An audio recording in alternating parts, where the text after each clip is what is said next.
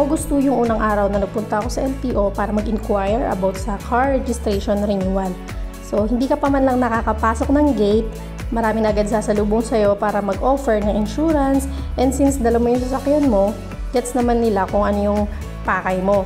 And dahil ayoko rin naman na magstay ng maghapon sa LTO, pumayag na din ako magpaasikaso sa kanila. So, ito yung nangyari.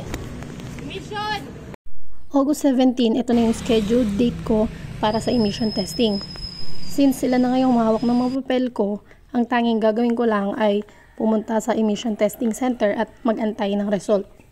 Para din makaiwas mag-fine or magbayad ng multa, mas mainam na asikasuhin mo ito at least 1 month before the expiration date ng inyong registration. Paiba-iba din kasi ang patakaran ng mga testing centers kasi yung kagaya nung dati na experience ko, first come first serve. So ngayon, ini-schedule na.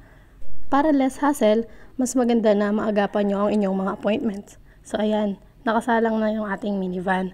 Sandaling minuto lang ako nakapag-antay dyan. And by the way, ito si Kuyang naka-blue. Grabe yung interview sa akin about dito sa ating cute size na minivan. Expected ko na rin naman talaga na hindi matatapos yung araw na walang magtatanong sa akin since bago ngayon sa mata nila. So ayun, waiting ako sa result at nung nakuha ko na yung result, binalik ko lang din sa mga nag-aasikaso sa akin at ang advice nila, mag-antay lang daw ako ng text galing sa kanila kapag okay na yung aking registration. Ganun lang po kasimple at umuwi na po ako agad.